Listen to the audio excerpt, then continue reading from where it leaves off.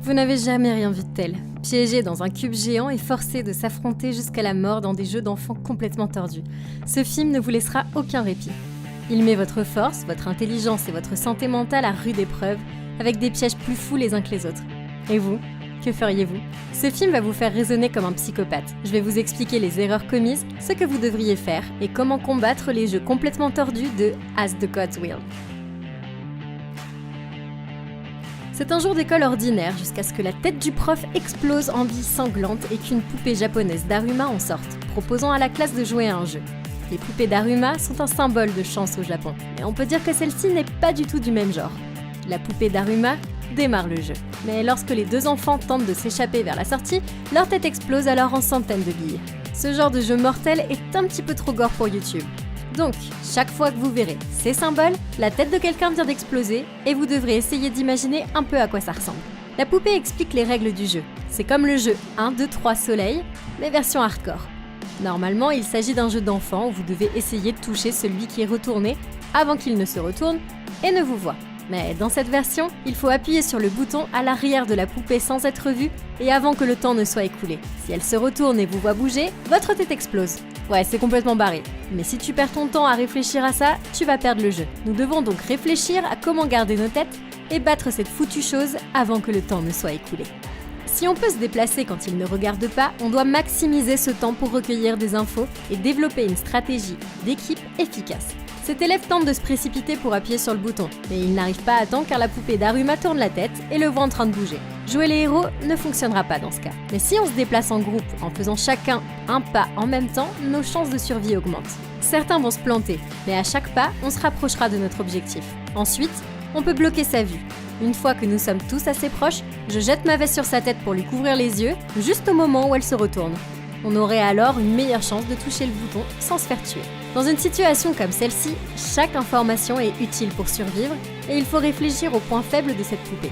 Elle n'a pas de cou, donc même si elle peut se retourner, elle ne semble pas avoir la capacité physique de regarder vers le bas, au-delà de sa vision périphérique. Donc si c'était moi, je me mettrais à ramper au sol et à me faufiler jusqu'à elle en dessous du bureau. Si je peux me cacher sous son champ de vision jusqu'à ce qu'elle se retourne à nouveau, je pourrais atteindre rapidement le bouton sans me faire choper. Bon, je le ferai pas moi-même parce que c'est beaucoup trop risqué, mais je présenterai l'idée à mes camarades de classe et j'encouragerai les autres à tester l'idée. Il ne reste plus que 2 élèves vivants, 35 secondes avant la fin du chrono. Mais l'ami de l'étudiant a une idée. Il dit à Sean de l'utiliser comme un tremplin pour sauter par-dessus tous les cadavres. Et avec moins de 10 secondes restantes au chrono, il se précipite en avant. Il saute sur le dos de son ami et arrive jusqu'à la poupée Daruma en appuyant sur le bouton alors qu'il ne reste qu'une seconde. Mais pas le temps de se réjouir car la tête de son pote explose elle aussi. Ce qui nous apprend une chose simple. Dans ce cas, il ne peut y avoir qu'un seul gagnant. La poupée Daruma révèle que celui qui appuie sur le bouton est le seul à pouvoir vivre, mais elle l'avertit aussitôt. Maintenant, il est comme une souris et le chat n'est pas loin. Ce qui signifie qu'il y a encore des jeux mortels à venir et que ce n'est pas encore le moment de se détendre. Étant donné que tous les étudiants morts m'ont sauvé la vie en faisant suffisamment d'erreurs pour que je puisse en tirer des leçons, je pars à la recherche des étudiants des autres classes pour nous regrouper. Plus on est nombreux, et plus la probabilité que je meure tout de suite diminue. Ça me laisse aussi le temps de trouver un moyen de survie. C'est à ce moment-là que l'ami d'enfance de Sean, Ishika, ouvre la porte. Il découvre qu'elle a aussi survécu au jeu de la poupée Daruma. Il décide d'utiliser ce moment pour appeler la police, mais elle se rend compte qu'il n'a pas de raison. Ok, c'est le moment de trouver un moyen de s'en sortir et de planifier une stratégie. Je profiterai de cette occasion pour explorer les possibilités d'évasion, même si on se rend vite compte qu'il n'y a aucun moyen de s'échapper et qu'il faudrait plutôt rester sur nos gardes. Comme l'a dit la poupée, d'autres épreuves nous attendent. Je vais donc prendre mon temps pour examiner attentivement mon environnement et rassembler des objets utiles pour la suite des événements. Des choses à lancer, comme des trousses, des règles, des ciseaux ou même des bouquins scolaires. Ils continuent à courir jusqu'à ce qu'ils arrivent au gymnase, où ils voient un groupe d'autres élèves portant des costumes de souris. La porte se referme toute seule derrière eux. Ils sont maintenant enfermés. Et voilà le prochain jeu. Et comme les écritures au sol l'indiquent, l'objectif est de placer une clochette sur le collier d'un chat. Un délégué de classe leur ordonne d'enfiler un costume de souris. Mais ils ne le font pas et cette rébellion va s'avérer payante plus tard. Le sol s'ouvre alors et une statue géante de Manekineko émerge du trou. Ce chat est aussi un symbole porte-bonheur au Japon, mais celui-ci risque bien d'apporter tout le contraire à nos étudiants. Le but, placer la clochette géante sur le collier du chat sans se faire bouffer. Ok, la personne qui a créé ce challenge est complètement psychopathe. On nous a dit de mettre le costume de souris et perso, j'aurais bien voulu en mettre un parce que j'aurais peur de morfler de pas avoir suivi les règles. Mais aussitôt, le chat mange une souris alors que ceux qui sont encore en uniforme sont épargnés. Donc c'est plus complexe qu'il n'y paraît. Tant qu'il reste des souris à chasser, les étudiants en uniforme sont comme invisibles pour le chat. Si le costume de souris est une option, alors il faut considérer ça comme une variable dans notre stratégie pour le vaincre. J'enlèverai donc immédiatement mon costume de souris et prendrai un peu de recul pour évaluer en toute sécurité les aspects de ce jeu. Le collier est à environ 6 mètres du sol, soit 2 fois la hauteur d'un panier de basket ordinaire. À moins d'être un pro de la NBA, faire des tirs parfaits est presque impossible et la probabilité qu'un élève ordinaire réussisse son tir est extrêmement faible. Et il faudrait beaucoup trop d'essais pour que ce soit une option envisageable. Et avec ce chat géant qui nous court après pour nous attaquer, c'est trop dangereux de faire plusieurs tentatives pour lui lancer la clochette à la figure. Il y a aussi une corde qui pend le long de son dos et qu'on pourrait attraper en sautant sur lui. Ma solution serait donc de grimper dessus pour faire un dunk ou un lay-up.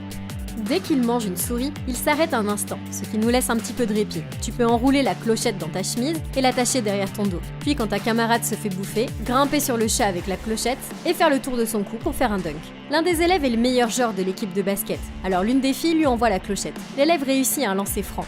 Mais le chat attrape la clochette et la renvoie violemment sur le basketteur. Ils viennent de perdre le meilleur joueur et en plus le chat peut utiliser ses pattes. Ça ne fait qu'empirer. Ils réalisent que le chat ne mange que les souris, et ils enlèvent enfin leur costume, mettant aussi fin à la fête costumée la plus sanglante de tous les temps. Mais n'ayant plus de souris à manger, le chat commence à s'attaquer aux humains. C'est le moment d'être un peu plus créatif et de travailler en équipe. S'il y a beaucoup de souris, trop de gens vont se faire bouffer. Et si le chat n'a qu'une seule souris à chasser, alors t'es coincé dans un costume de souris avec l'attention d'un chat géant porté uniquement sur toi. Je ferai en sorte que tout le monde ne porte que les pattes de souris et rabatte le haut de son costume. Comme ça, tout le monde pourrait se changer facilement en souris ou en étudiant, en fonction de là où se trouve le chat. Quand il faut attirer son attention ailleurs, en mettant simplement le haut du costume comme une veste, on peut apparaître et disparaître. En travaillant ensemble pour mettre la clochette dans le collier, on peut éviter de se faire manger. Sean se dévoue et enfile un costume de souris. Après avoir échappé à une attaque du chat, il se rend compte qu'il peut l'entendre se plaindre de son dos qu'il gratte. Quand il porte les oreilles de souris, il peut comprendre ce que dit le chat. Surprenant, mais pas le temps de se laisser distraire. Un chat qui aime les souris aime aussi les gratouilles. Il doit aussi aimer l'herbe à chat, faire ses griffes sur les canapés et se lécher de manière inappropriée devant les invités. Il faut le considérer non pas seulement comme un monstre, mais aussi comme un vrai chat, avec les comportements que nous connaissons de ces animaux. Ils adorent aussi jouer avec des lasers, et si quelqu'un en avait un, ça pourrait être utile pour lui dévier l'attention des souris. Bon, je déconne, mais si vous n'utilisez pas ce que vous avez contre cette chose pour rester en vie, alors vous êtes en train de perdre la partie. Il grimpe alors sur le chat et commence à lui gratter le dos. Avec l'aide des autres élèves, ils le grattent tous ensemble jusqu'à ce que le chat s'endorme. Sean est sur le point de mettre fin à ce jeu mortel, mais l'un des élèves demande s'il ne peut pas y avoir qu'un seul gagnant comme dans le premier jeu. C'est une bonne remarque, mais on peut facilement et logiquement déduire la réponse. Dans le jeu 1, 2, 3 soleil, il n'y a qu'un seul gagnant. Celui qui touche en premier gagne la partie et les autres sont éliminés. En revanche, le basket est un jeu d'équipe et quand un joueur marque, c'est pour toute son équipe. Ça suffit à me convaincre de laisser le tir à quelqu'un de plus habile. Si quelqu'un insiste pour tirer et est suffisamment compétent pour le faire, je mettrai mon ego de côté et je lui laisserai la balle. Pas le temps de se disputer dans ce cas. Et le plus important, c'est d'en finir avec ce jeu. Leur dispute pour savoir qui allait tirer a réveillé le chat, qui tue 2 étudiants.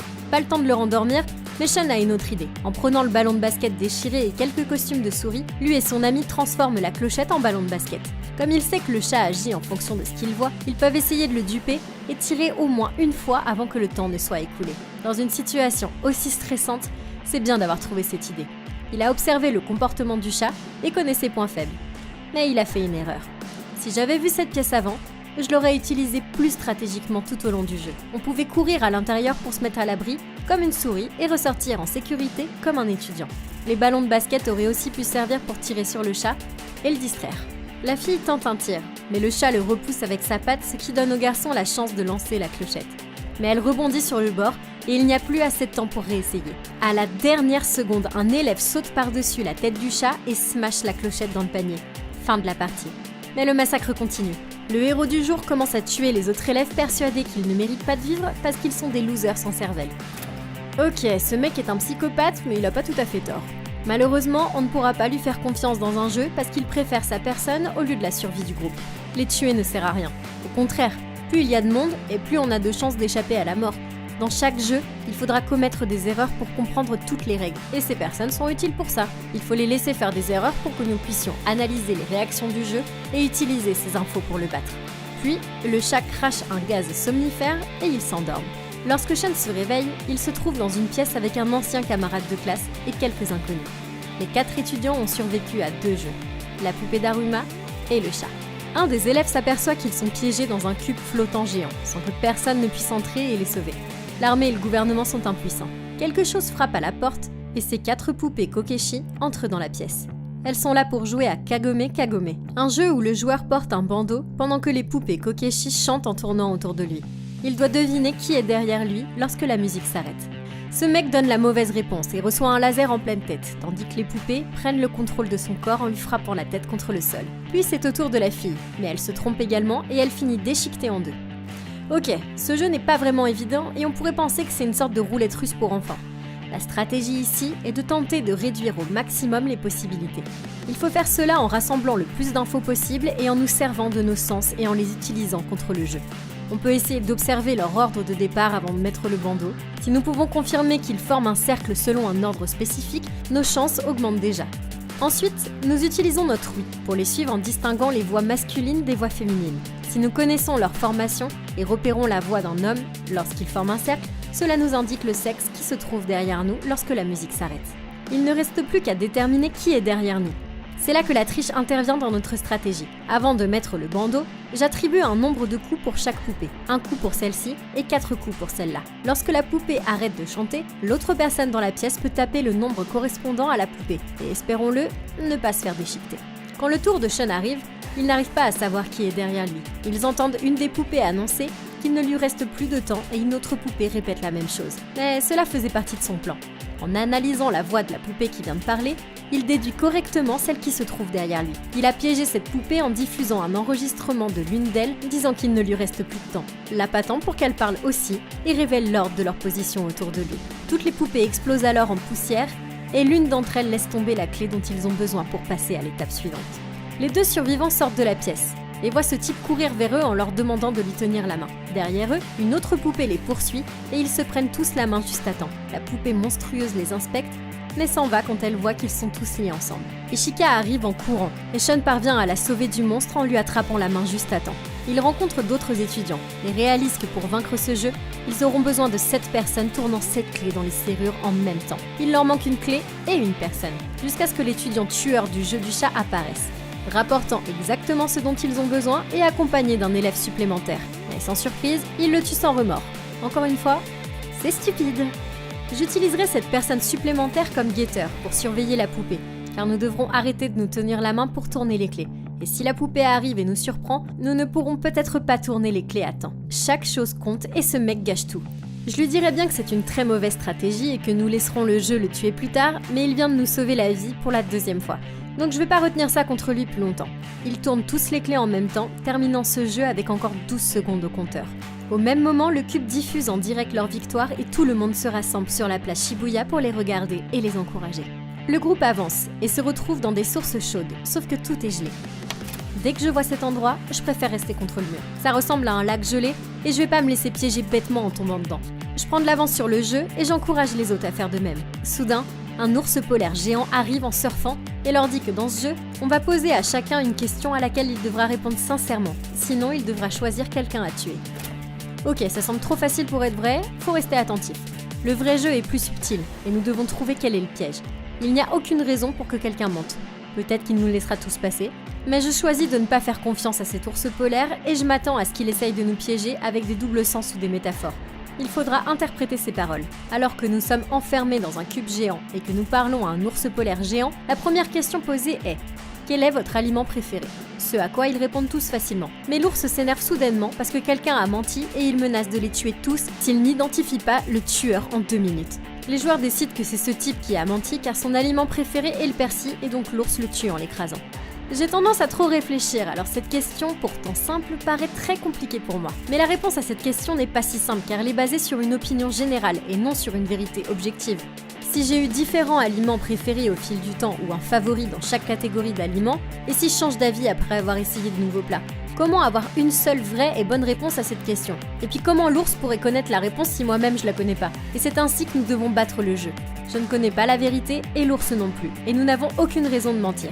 Quand l'ours dit qu'il sait que quelqu'un a menti, c'est un mensonge, donc je l'accuserai lui d'être le menteur pour vaincre le jeu. L'ours leur dit qu'il y a un menteur dans le groupe et ment volontairement juste pour qu'ils s'entretuent. Cet étudiant réalise que tout le monde va dans la même école sauf cette fille. Elle doit donc être forcément l'imposteur et l'ours polaire l'écrase. Sacré coup de patte. Mais en regardant la patte de l'ours, l'élève aperçoit une tache noire et réalise qu'il s'agit d'un ours démoniaque japonais. La neige fond et révèle sa véritable identité. Le groupe est arrivé dans une nouvelle arène, où ces poupées Matryoshka apparaissent en annonçant qu'il s'agit du dernier jeu, le jeu de la boîte de conserve. Les règles sont simples. Un joueur doit prendre une boîte de conserve et la placer dans ce cercle. Il doit ensuite essayer d'emprisonner les autres joueurs en les regardant, en criant leur nom et en marchant sur la boîte. Ceux capturés peuvent être libérés si un joueur tape dans la boîte. Mais celui-ci doit se sacrifier car la boîte de conserve explosera. Le jeu se termine si les joueurs ne sont pas capturés ou si celui qui est dans le cercle capture au moins 3 joueurs avant le coucher du soleil. Ils tirent au sort pour déterminer leur rôle et c'est l'étudiant psychopathe qui doit aller au centre du cercle. Tout le monde se met à courir avant que l'élève ne donne un coup de pied à l'une des poupées en faisant tomber la boîte de conserve au sol et en la plaçant à l'endroit désigné. Ok, attendez une minute. Il n'avait pas dit que la boîte de conserve exploserait si on lui donnait un coup de pied? Cela pourrait signifier qu'elle ne s'est pas déclenchée par l'impact et que ça pourrait être un des pièges du jeu. Mais le plus important, c'est que si j'étais au centre du cercle, je devrais gérer le chrono correctement, car retrouver les autres personnes prendra beaucoup de temps, et je dois savoir de combien j'en dispose. Avant que le soleil se couche, c'est trop abstrait, je dois donc le convertir en minutes. Le plus simple est de positionner vos doigts horizontalement entre l'horizon et le soleil. Chaque doigt entre le soleil et la terre représente environ 15 minutes. Les deux garçons essayent de se cacher le plus loin possible, mais l'étudiant psychopathe les trouve en premier et les fait prisonniers. Ça en fait 2, il en reste encore 2 autres. Maintenant, trouver les gens qui se sont déjà cachés demandera beaucoup de temps. Et en récupérant d'abord la boîte de conserve, vous offrez trop de temps à tout le monde pour aller se cacher. Si c'était moi, je laisserais la boîte de conserve pour le moment et je les suivrais tranquillement jusqu'à leur cachette. Une fois que quelqu'un a trouvé une bonne cachette, il est peu probable qu'il en bouge et si je sais où il se cache, je peux aller chercher la boîte et revenir à sa cachette pour l'attraper. Je réfléchirai aussi à qui emprisonner en premier. La meilleure personne à suivre est Sean parce qu'il va se cacher avec la fille. Comme ça, j'ai plus de chances d'attraper 2 personnes à la fois. Sean a prouvé qu'il était capable de réfléchir rapidement et d'agir en héros alors que les autres sont plus lâches. Donc si Sean est enfermé en premier, il est très peu probable que quelqu'un vienne le sauver. Si j'en capture 3, je gagne le jeu. Il reste 2 autres joueurs. Le psychopathe les repère et monte les escaliers en courant. Sean s'échappe alors que la fille part bloquer l'entrée, mais il passe au travers et la capture. Sean est coincé et essaye de savoir quoi faire car il va perdre s'il ne libère pas les prisonniers. L'équipe de Sean n'a pas fait preuve d'une grande stratégie, mais honnêtement, elle a les meilleures chances de survie dès le départ. Celui avec la boîte de conserve doit vous regarder et prononcer votre prénom pour vous faire prisonnier et gagner. En limitant ces 2 possibilités, vous pouvez faire basculer le jeu à votre avantage. Je couvrirai donc mon visage avec ma veste pour qu'il ne puisse pas me faire prisonnier. Je dirais à tout le monde de faire la même chose. Peu importe les coups de poing ou les coups de pied, si votre visage reste caché, il est impossible pour lui de gagner. Personne n'a besoin de se sacrifier car il n'y a pas de prisonnier. C'est la meilleure solution. Mais si quelqu'un se fait attraper, nous pouvons toujours tenter autre chose. Quand il est à la recherche des gens à capturer, je resterai à côté pour déplacer la boîte de conserve et la cacher. Même s'il voit votre visage et vous appelle, vous ne serez pas capturé tant qu'il n'a pas marché sur la boîte. S'ils avaient pensé à ça dès le début, ils ne seraient pas dans une aussi mauvaise situation. Mais Sean a vu cette vieille armure à proximité et il a une idée géniale. Il quitte sa cachette vêtue d'une armure tellement rouillée qu'elle pourrait vous donner le tétanos rien qu'en la regardant. C'est très intelligent. Une des règles pour être capturé exige un contact visuel clair entre les 2 joueurs. Le casque rend la tâche plus difficile, mais l'ensemble de l'armure pourrait aussi le protéger de l'explosion s'il donne un coup de pied dans la boîte de conserve. Il se protège et cela lui donne l'avantage dont il a besoin pour vaincre ce jeu.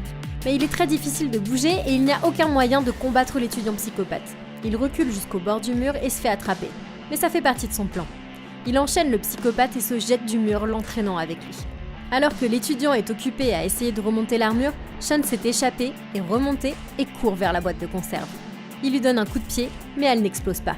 Son équipe a gagné et les poupées révèlent qu'elles ont menti au sujet de l'explosion. Maintenant que tout est terminé, tous les joueurs reçoivent des glaces en guise de récompense. Mais en terminant sa glace, la fille se rend compte que les bâtons de glace déterminent qui doit mourir. C'était le dernier test secret. C'est finalement la chance qui détermine leur sort. Les joueurs malchanceux s'évaporent dans une poussière magique et les 2 gagnants sont transportés au sommet du cube blanc, tandis que les élèves célèbrent leur survie. Alors, qu'est-ce que vous en pensez? Comment vous feriez-vous pour battre Has the God's Will? Faites-le moi savoir dans les commentaires. Merci beaucoup d'avoir regardé cette vidéo. N'hésitez pas à liker et à vous abonner et vous pouvez consulter la playlist How to Beat pour avoir plus de vidéos comme celle-ci. Et d'ici à la prochaine vidéo, passez une super journée.